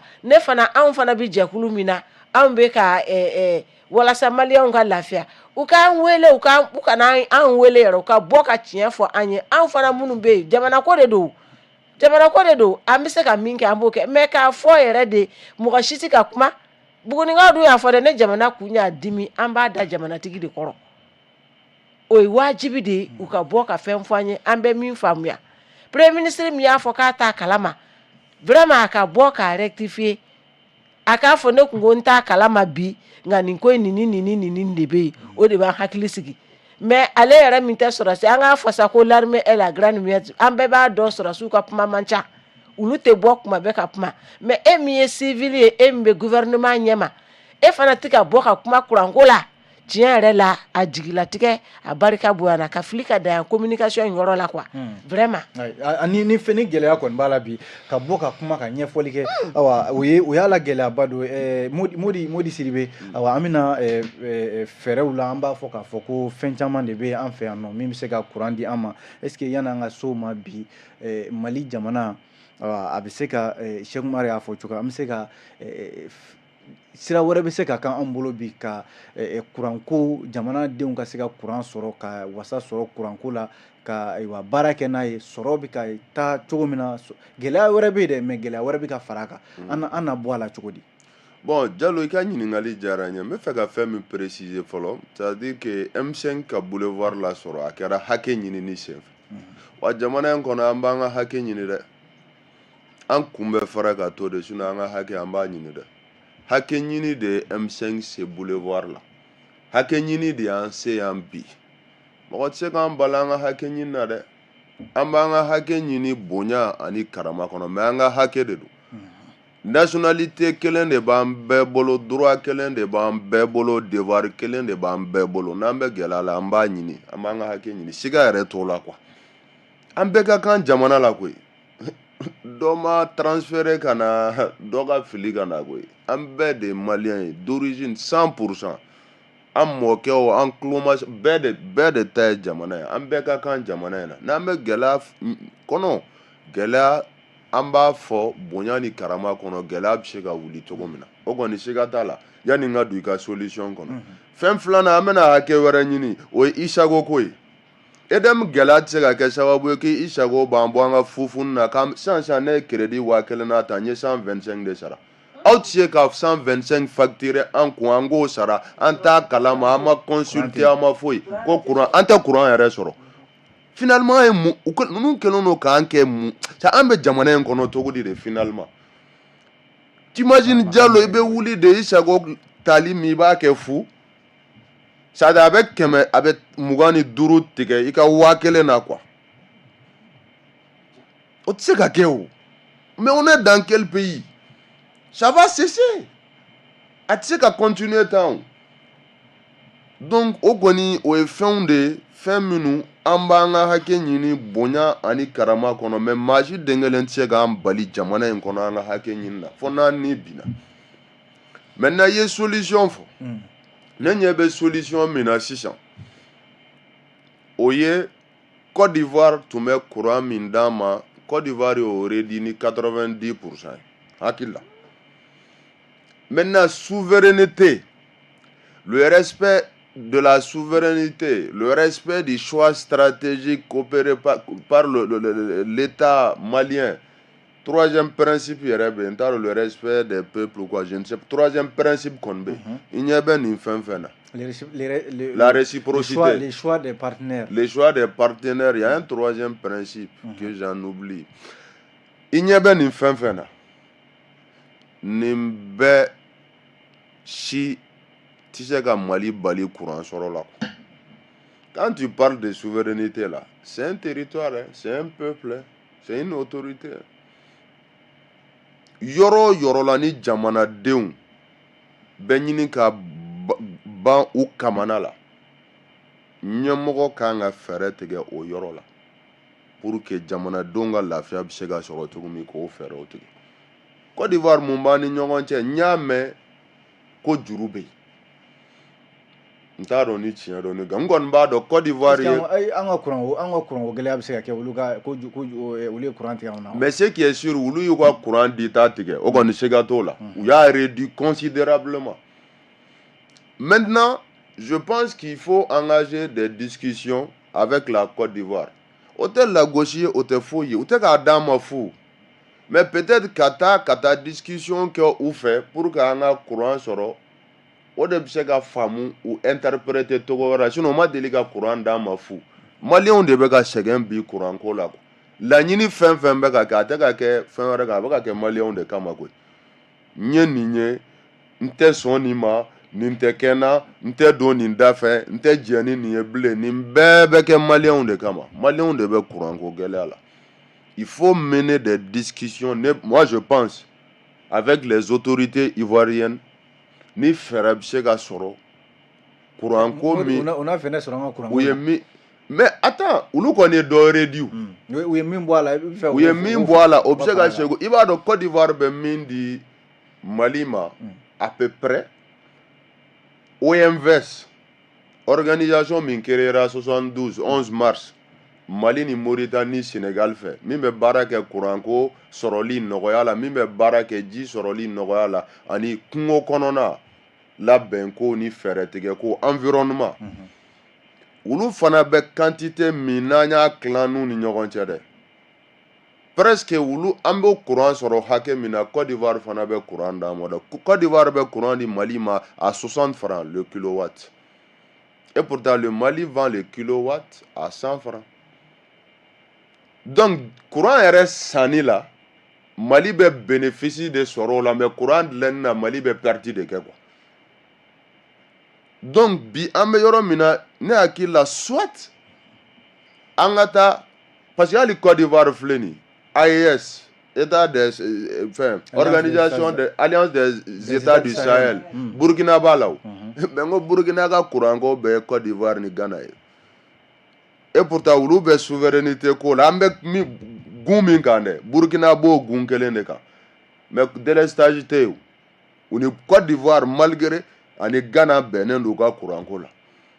donc n'a sɔrɔ an bɛɛ kan bɛ fɛn kelen de ma an bɛɛ bɛ ka ɲɔgɔn sɔrɔ fɛn kelen de kɔnɔ an bɛɛ ka laɲini ye kelen ni ninnu bɛ ka Burkina ni Côte d'Ivoire ni Ghana bɛ ka ɲɔgɔn faamu courant ko la munna ni Côte d'Ivoire tɛ se ka ɲɔgɔn faamu courant ko la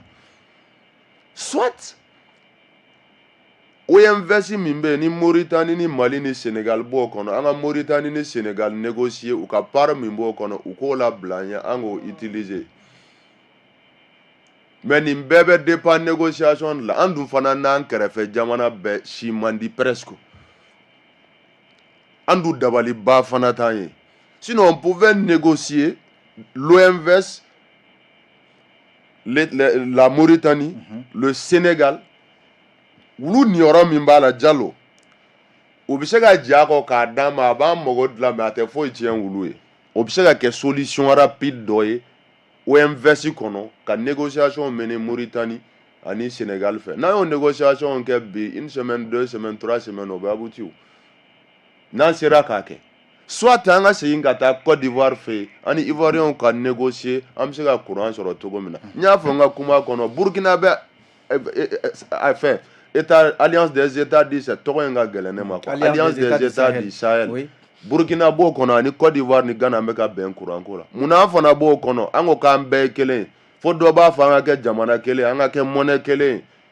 an bɔra CEDEAO la ɲɔgɔn fɛ ou bien an bɛ fɛ ka bɔ CEDEAO la ɲɔgɔn fɛ article 91 des dispositions de retrait en tout cas des textes de la CEDEAO est-ce qu'il y a une femme an bɛ se k'o bɛɛ kɛ ɲɔgɔn fɛ k'a sɔrɔ an ko k'an ni dɔ bɛnnen t'a la ou bien gɛlɛya b'an ni dɔ cɛ an ni ɲɔgɔn cɛ dɔ bɛ yen o ni wulu bɛnnen don u ka courant ko la voilà les deux solutions que moi je préconise discuter avec le Sénégal et la Mauritanie OMVS cadre kɔnɔ u ka courant ko part min bɛ yen u k'o di Mali ma parce que OMVS bɛ courant di hakɛ min na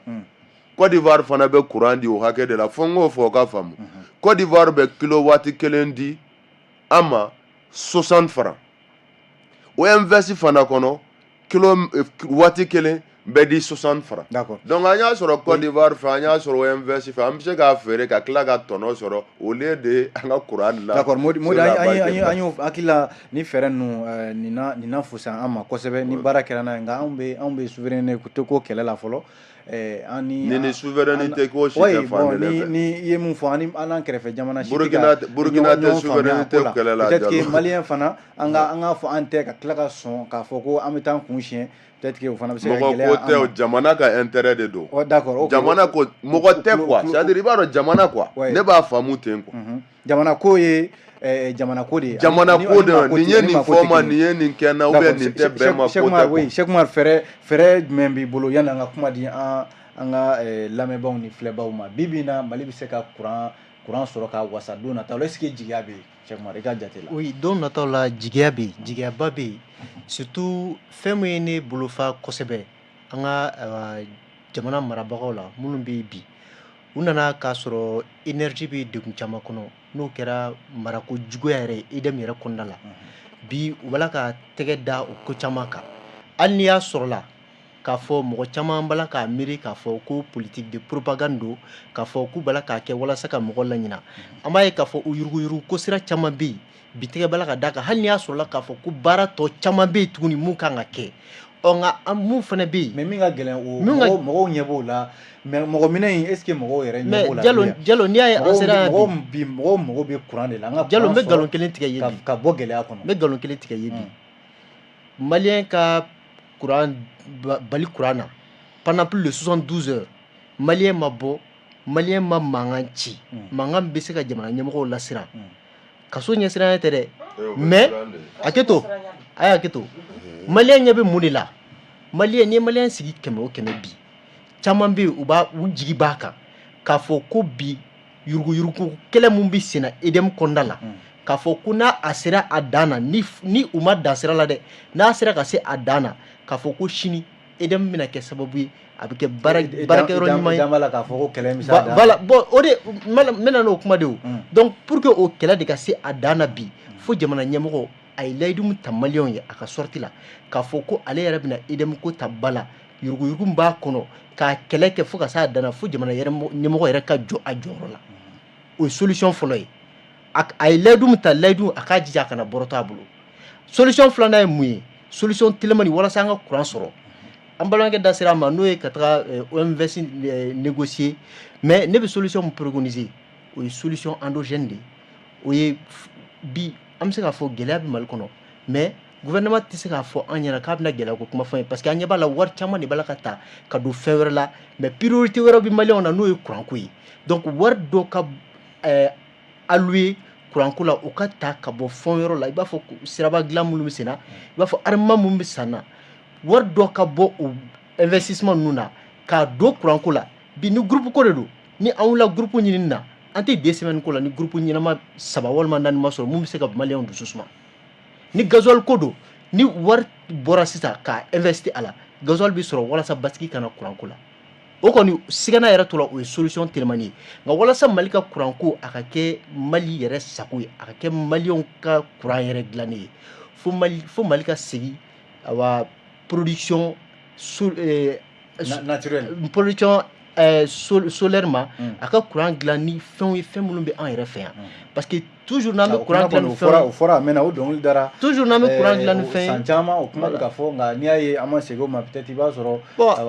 o fanga de t'an na walima i yɛrɛ ɲuman na mauvaise volonté don an bɛ fɛ ka répondre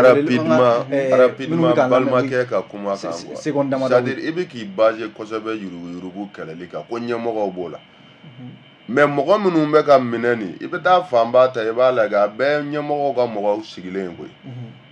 f'i k'o fana faamu non n bɛ ka kuma de f'i ye sa yuruguyurugu i b'a dɔn yuruguyurugu yɛrɛ tɛ dɛ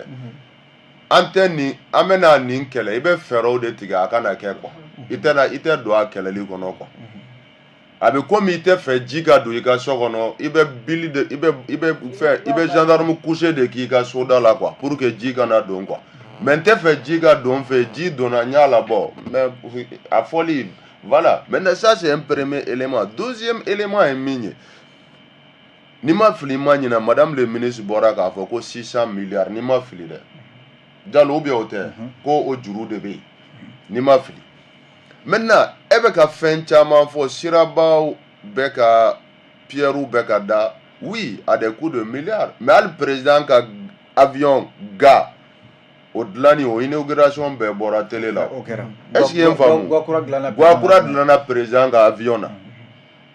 i bɛ ka avion min san ni président bɛ yala la sisan Guakura dilanlo na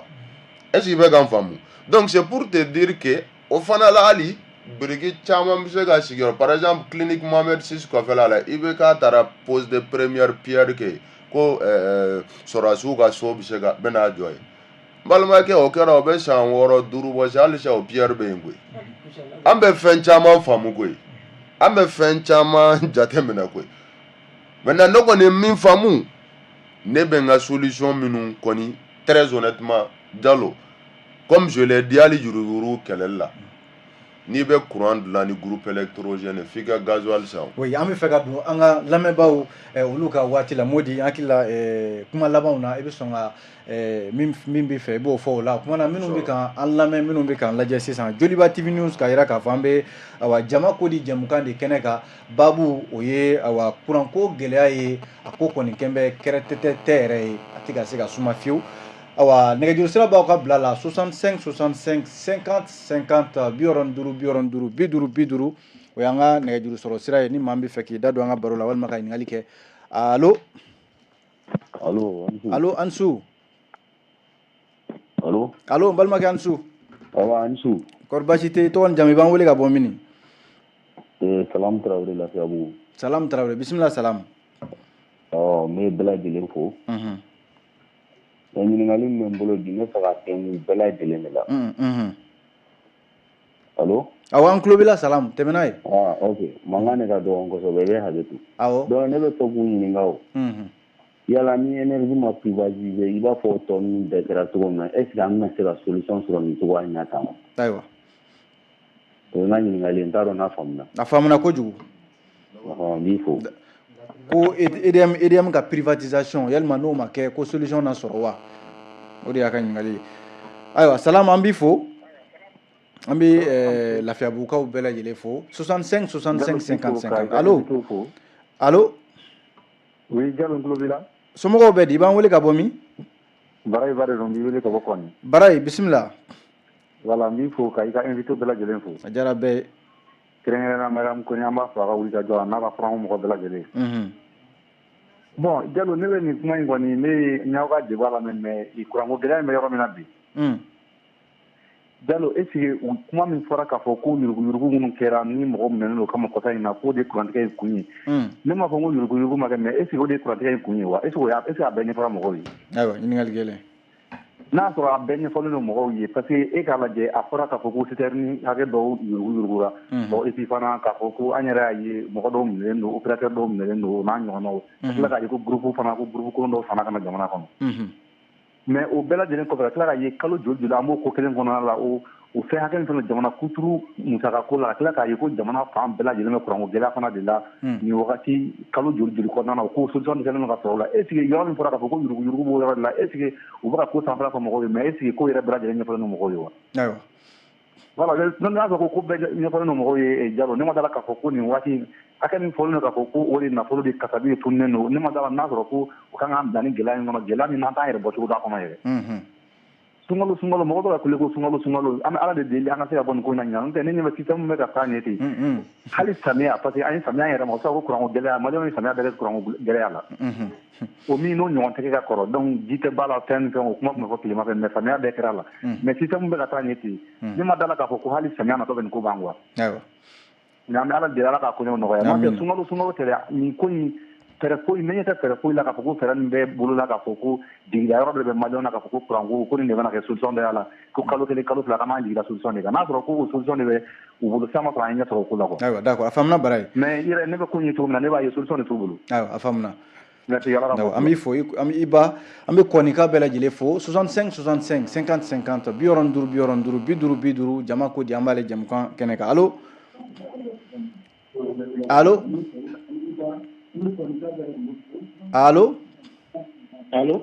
an sun balimakɛ i b'an wele ka bɔ min allo Mama Tarawele ka bɔ Segu Mama Tarawele ka bɔ Segu bisimila Mama wa an tulo b'i la bisimila nba an tulo b'i la basi bon ne bala ka émission lamɛn a ka émission kɔni taabolo jala ni kosɛbɛ bon maintenant ne tun bɛ fɛ ka ɲininkali sigi minnu bɛ plateau kan o ye fɛn min ye olu ko plan ma fɔ pour que ka se ka an bɔ énergie yɛrɛ production min kɛ cogo min na maintenant an bɛ fɛ k'a dɔn gouvernement ye initiative min ta k'a fɔ k'u bɛ les panneaux solaires ou encore l'énergie nucléaire o initiative ninnu olu ti solution à long terme de wa olu ye histoire de ye vraiment n'u y'a sɔrɔ u bɛ se ka hakilila dɔ di an ma. Ayiwa u bɛ n'i jaabi sisan. An b'i fo an bɛ segukaw bɛɛ fo. Musa an bɛ maa kelen ta waati y'an ta an tɛgɛ ma kosɛbɛ 65 65 50 50 65 65 50 allo allo allo ayiwa Musa ale ka nɛgɛjuru sira tɛ ka se ka sɔn an t'ale to yen 65 65 50 50 65 50 50 jama ko di an b'ale kɛnɛ kan allo an b'a ni su balimakɛ i b'an wele ka bɔ min. Ne bɛ Kayi ne ko ne bɛ min fɔ kuranko in na an sigiɲɔgɔn ninnu b'a la ka an sigiɲɔgɔn jamana ninnu b'a la ka kuranko ɲɛɲini cogo min na f'an fana k'a kɛ hali san 5 kuma tɛ nin ban ne tɔgɔ ye Mahamadu Sidibe ayiwa an b'i fo kosɛbɛ Mahamadu ka Kayikaw bɛɛ lajɛlen fo Musa an bɛ nɛgɛjuru sira jɔ yan nɔ ka wele ka kuma di an ka maa welelenw ma walasa u ka se ka ɲininkali minnu kɛra ka se ka o jaabi an bɛ taa Mariam fan fɛ Front contre la vie chère Mariam awa maa minnu ye weleli kɛ i y'u lamɛn Salam Tarawele ko EDM ko yalima n'a ma feere ko est-ce que kuranko gɛlɛya na ban wa Barayiba ko sonyani minnu bɛ ka kɛlɛ ko est-ce que o fana na se k'a ban wa hakili la maa wɛrɛw fana ɲininkali kɛ jaabi jumɛn b'i bolo ninnu na Mariam ani hali n'i bɛ se ka i ka kuncɛ kumaw tugu a la kuma b'i bolo. Bon n bɛ foli kɛ je regrette dɔɔni musolaka dama don an ka baro la cɛw dɔrɔn de ye wuli kɛ voilà u ye tiɲɛ fɔ parce que yuruku in an y'a ye mɔgɔ dɔw minɛna o ma to kurantigɛ dabila la dɛ minnu minɛna ka t'u bila yen ko fɛn yuruku kɛra u ma kurantigɛ ban fulakɛ ye min fɔ sisan Sidibe ye min fɔ sisan o de ye solution ye an bɛ dusu bila k'an ka mea culpaw kɛ hali n'o y'a sɔrɔ an tɛ taa an da o kɔrɔ parce que o fana tɛna kuran in da an ma fu la ne yɛrɛ ye ko dɔ jateminɛ kuran tigɛli Mali la ni 90% ye a jouera Côte d'Ivoire population kan parce que dɔ farala olu ka kuran sɔngɔ kan voilà fanga bonyana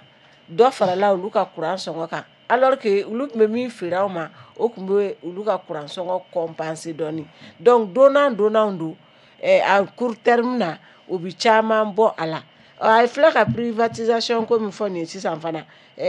fulakɛ Traoré kɛ Mama Traoré min fɔ Salam Traoré min fɔ o bɛɛ ye ne ko kɛra forobafɛn dɔrɔn bɛɛ b'a foroba minɛ kuma min na a kun EDM tun bɛ mɔgɔ wɛrɛw bolo an y'a ye k'a fɔ olu tun b'u jija cogo bɛɛ la kuran kun tɛ tigɛ mais privatisation n'a fɔra an bɛ souveraineté ko la privatisation ko ninnu tɛ an ka hɔrɔnya voilà an ka hɔrɔnya segin a ma sɛbɛ de bɛ kɛ énergie gestion ko la walasa a ka dɔn ko forobafɛn ne nin an bɛɛ de ta ye forobafɛn ye n'a bɔra forobafɛn minɛli maliyɛn bolo voilà fu de don hakilina dɔ de bɛ maliyɛn na forobafɛn minɛli la fo o de ka kɛlɛ k'o sensibilisation kɛ k'a dɔn k'a fɔ ko ni hali ni EDM forobayara Mali an bɛɛ kelen-kelenna de ta don parce que n'a tiɲɛna a bɛ kɛ an bɛɛ de ma kɔlɔlɔ ye i b'a fɔ an filɛ kɔlɔlɔ minnu kɔnɔ sisan donc privatisation ko o tɛ se ka kɛ fɛɛrɛ min bɛ kɛ fɛɛrɛ ye dɔrɔn bonne gouvernance min bɛ ka fɔ mais pour à court terme an ka an dusu jigin ka an ka mea culpa kɛ hali n'o y'a sɔrɔ n bɛ segin a kan an tɛ taa an da o kɔrɔ parce que u fana b'a feere an ma de an ka a lajɛ fɛɛrɛ minnu bɛ sɔrɔ an dafɛ jamanaw cɛ n'o tɛ Mali yɛrɛ fana tun bɛ kuran di ne ma fili an dafɛ jamana dɔw ma o fana tun bɛ kɛ o voilà o système n'o fɛɛrɛ minnu bɛ yen u ka sigi ka fɔ ba kɛ a la hali ni fɛn dɔw kolaku dɔw de bɛ kɛ sous régional pour que kuranko sanni feerew bɛ kɛ cogo min na bonya ni karama kɔnɔ walasa an ka bɔ nin gɛlɛya in na voilà o ne ka solution globale ye ka fili ka da yan. Mariam an b'i fo kosɛbɛ Cheikh Umar i ye maaw lamɛn minnu ye weleli kɛ i bɛ se ka jaabi jumɛn di u ka ɲininkali la? An bɛ se ka jaabi min di Salam Traoré ka ɲininkali la n'o de ye k'a fɔ est-ce qu'il n'est pas nécessaire aujourd'hui ka EDM privatiser ne a fɔ n ko k'a feere k'a feere k'a kɛ mɔgɔ kelen walima k'a bɔ jamana taya la awa an da sera a ma n ko solution à long terme EDM ko la o ye ka EDM ka marché bɔ ka énergie marché bɔ monopole la ka kɛ concurrentiel ka kɛ énergie dɔrɔn de bɛ courant di jamanadenw ma k'a bɔ o la hali ni société wɛrɛw bɛ se ka wele ka na voilà hali ni société wɛrɛw bɛ se ka na ou bien hali ni maliyɛnw parce que ni a marché kɛra concurrentiel ye i b'a ye nafa damadamani b'a la parce que a bɛna ni emploi ye an ka denmisɛnnin caman bɛ yen u y'u ka kalanw kɛ ENI la caman bɛ yen dɔnniyabaw b'u la énergie ko siraw kan ni énergie marché n'a a kɛra concurrentiel ye i b'a ye olu bɛ se ka fara ɲɔgɔn kan ka sociétéw créer société minnu bɛ se ka kɛ sababu ye jamana fanga tɛ se ka se togoda minnu na olu bɛ se ka wuli ka taa courant dilan ka courant fili o togoda la walasa jamanaden bɛɛ lajɛlen ka se ka courant sɔrɔ ka i to i sigiyɔrɔ la o ye o nafa dɔ ye a bɛ na ni chômage kɛlɛli ye chômage kɛlɛli bɛ se ka na ni nafa wɛrɛ caman ye an balimakɛ bala k'i ka ɲininkali ko walima ko Barayiba ko walima ko minɛni minnu kɛra ko est ce que k'o dɔrɔn de tun ye kurantigɛ in kun ye ko n'o kun y'a kun ye bi kun kan ka sɔrɔ k'a fɔ fura sɔrɔla a la an tɛ se ka fɛn fɔ la parce que jamana marabagaw olu de bɛ jamana kunna olu de b'a dɔn bi énergie ko fɛn b'a la ka tɛmɛ anw kan anw minnu bɛ plateau kan nka an bɛ se ka weleweleda min kɛ u ye dɔrɔn o de u k'a dɔn k'a fɔ ko jamana marabaga tɛ yen ni jamana a b'a la ka mɔgɔ minnu mara n'olu tɛ yen donc n'i ko i ka fanga sɔrɔ i ka jamana mara la fo i kɔfilɛ i ka jamanadenw na i ka kuma u fɛ aw ka se ka bɛn fɛn la o de la an b'a ɲini u fɛ ko bɛ yen n'u b'a kɛ Mali kɔnɔ o tɛ énergie ko dɔrɔn ye ko bɛ yen bi fanga min bɛ sen na n'a b'a kɛ a k'a jija a ka jamanadenw bɔ a kalama a ka jamanadenw ka dɛmɛ ɲini cogoya min na a bɛ se ka wasa sɔrɔ o ko kɛli la o de bɛ se ka kɛ ne ka kuma laban ye. D'accord an b'i fo Cheikh Umar Modi i ye maaw lamɛn minnu weleli kɛ minnu ɲininkali fana kɛ jaabi b'i bolo. Bon dɔ bɛ yen ale ko k'a privatiser bon komi sisan an bɛ solution à court terme de la yanni sunkalo cɛ mɔgɔ bɛ fɛɛrɛ teliman yɛrɛ la sisan yanni sunkalo cɛ mun de bɛ se ka kɛ maintenant a bɛ se ka kɛ a bɛ privatiser mais mara n'a bɛ se ka kɛ sisan parce que an bɛ bolo min kan ni souveraineté ko bɛ fɔ la souveraineté ko mara la n'o ni énergie fana dili mɔgɔ wɛrɛ ma hali n'o bɛ bɛn n'o na se ka kɛ n'a tɛna fɔ k'o bɛ dankari souveraineté la. Mais hali n'a bɛ di fana a delila ka privatiser il faut que état des lieux ka kɛ wagati min na a privatisera a tun bɛ bolo jumɛn kan a bɛ lahala jumɛn kan a wolola jumɛn na mun de an bɛ se k'a di est ce que tuguni privé ma ou bien n'an tɛ se olu bɛɛ réflexion de donc au long terme de maintenant élément filanan bɛ dɔ ko ko est ce que mɔgɔ minnu minɛna k'o ye courant ko in problème o la ne b'a fɔ n kuma yɔrɔ bɛɛ ko jamana ɲɛmɔgɔw ka bɔ u ka kuma. Tiɲɛ don ministre Lamini Seydou bɔra k'a fɔ k'an tɛ siri ɲɛsi la courant ko la bilen n'i y'o wagati courant ko ta k'a lajɛ k'a ni bi da ɲɔgɔn ma non kabako don madame le ministre fana bɔra k'a fɔ ko amélioration ko dès demain bon o dɛmɛ fana ni bi n'i y'o da ɲɔgɔn kan kɛrɛfɛ o fana ye kabako ye mais o si t'a ci n'i ko ɲɛmɔgɔ i ko kɛmɔgɔ kɔmɔgɔ gouvernement kan ka bɔ bon est ce que an t'a fɔ président yɛrɛ parce que premier ministre fana ko k'a t'a kalama o yɛrɛ de bɛ ka ko in yɛrɛ o de ye dabaliban ye quoi parce que o de y'a to ɲininkali kɛra hali ne hakili bɛ premier ministre ni ne ma fili ma ɲina ne hakili bɛ premier ministre ka kuma dɔ la CNT la o y'a ɲininka sɔrɔdasiw ka marifa sanko ni kɛlɛkɛminɛn sanko la a ko k'o fana ye ninnu nɔ ye donc finalement i yɛrɛ t'a dɔn jamana yɛrɛ bɛ ka en tout cas logique kɔnɔna gouvernement ɲɛmɔgɔ ministre de l'énergie b'o de ka hukumu kɔnɔ donc gouvernement ka baara ye ka président ka yeta n'a hakilina a ka vision k'o sigi sen kan ani ka jamanadenw ka fɛɛrɛ tigɛ k'u ka gɛlɛya wuli o ɲɛmɔgɔ o de ko k'ale t'a kalama donc ça devient compliqué ne kɔni ye min ye pour que ka wulu jaabi ni minɛli mɔgɔ minnu ye yurugu kɛ n'o y'a problème ye ne t'a dɔn dɛ o kɔrɔ ye problème dɔnna donc solution tun kan ka sɔrɔ ni citerne minnu tununa n'o y'a problème ye ne t'a dɔn dɛ ni citerne tununa kɔni n'o ɲɛ dɔnna o wagati ni sisan cɛ ne hakili la o tun kan ka sɔrɔ fana solution finalement mɔgɔw yɛrɛ bɛ ka don hukumu min kɔnɔ o yɛrɛ de ma ɲi fanga ma parce que a bɛ ka kɛ fɛn dɔ ye fɛn fɛn mana fɔ mɔgɔw commencera et puis fan caman de don nin kuranko in kɔni u m'a fɔ ko ninnu don ninnu kɔni tɛ bilen parce que olu bɛ tan bon Jalo dɛ an minnu bɛ nin kuma fɔ ta bilahi les gens de bɛ transition in fɛ mais u b'an de kɛ jugu ye quoi parce que an bɛ min lakɛ k'an bɛ dugu ma dɛ an bɛ yɛlɛ n'o ye k'o fɔ telew la kɛnɛ kan bɛɛ ko o mɛn hali surɔ ne ni mɔgɔ dɔ ye baro kɛ n t'a tɔgɔ fɔ ani n ka so da ɲɛsinen don ɲɔgɔn ma o ne tun ye baro dabila gɛrɛ na transition kama ne bɛ to ka critique ni proposition min kɛ mais kunun a nana n ye n den ka kulonkɛ bila la n ko karisa n ko vive la transition non ko n ka n'o kuma fan si fɔ ale ka kuma la bilen tuguni n ko n ko n terikɛ ko non k'ale t'a la bilen yɛrɛ de a sababu ye kuranko ye n bɛ misaliya wɛrɛ di rapidement ya Jalo n ka denmisɛnnin dɔ bɛ yen o tun man kɛnɛ n b'o furakɛ yɔrɔ dɔ la n t'a yɔrɔ tɔgɔ fɔ quoi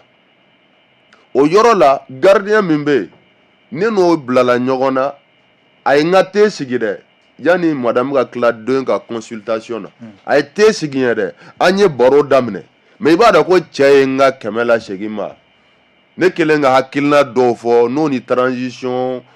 tɛ taa fan kelen fɛ cogo dɔw la a ye n ka 100 segin ma k'a ka minɛnw cɛ maa te min mɛ denmisɛnninw bɛ furakɛ yen de périodiquement ni denmisɛnninw man kɛnɛ bɛ taa mais o cɛ kelen n y'o ye o don na n'o kumana bilahi lezi transition ko k'a t'a la fan si fɛ k'ale bɛ si k'a den de finfa donc an bɛ ninnu minnu fɔ an tɛ se ka kɛ transition juguya n'u ye ninnu mɛn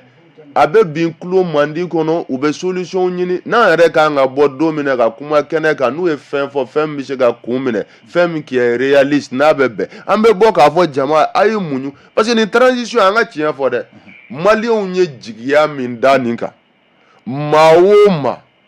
n'i hakili la walima i ka fɛɛrɛw la k'i b'a ɲini ko ninnu fɛn dɔ ka tiɲɛ u bolo n'o nin tiɲɛna ninnu bolo Mali marali bɛ gɛlɛya dɛ parce que mɔgɔw y'u jigi da politique kan k'u jigi da fo ka na se 91 sɔrɔdasi fanga kan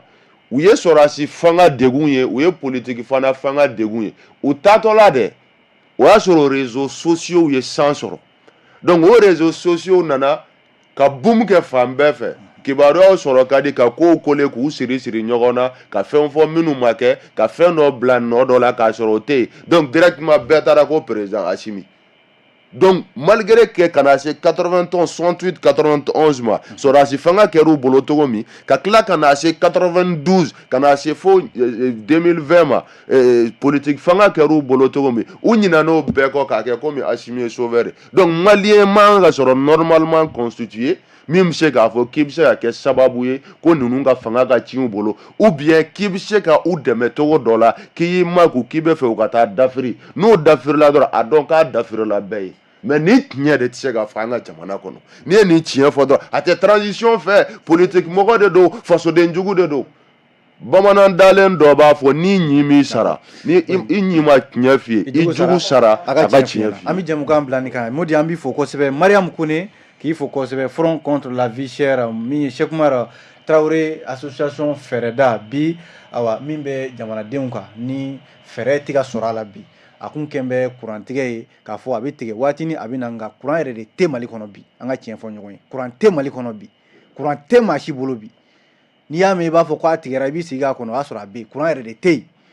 donc jɛmukan kun bɛ ka sigi o de kan bi an balimaw awa an minnu kun bɛ k'an filɛ ani an minnu kun bɛ k'an lamɛn an b'aw fo dan tɛ foli min na ɲɛmɔgɔw k'a lajɛ fɛɛrɛ ka sɔrɔ nin na joona awa sogo kumunen o kɔgɔ bɔ man go o kuma ana jamukan bila yan ka duwawu kɛ jamana ɲɛ halisa ala k'a basigi ne yɛrɛ tɔgɔ ko Amadu Jalo. Musa Sanogo bolo bɛ nɛgɛ karafe la radio fan fɛ min ye Lamine Kulubali ye, Morulaye Ture ani min ye Musa Hayidara ye, olu kun bɛ k'an bila jabaranin sanfɛ. Ni ala sɔnna segi bɛ kɛ jamukan in kan sini sibiri nɛgɛ kanɲɛ 9 ani kari nɛgɛ kanɲɛ 10 waatiw la ni maa min ma se k'a sɔrɔ. Kuma an b'aw fo a k'an bɛn diɲɛ waati wɛrɛ.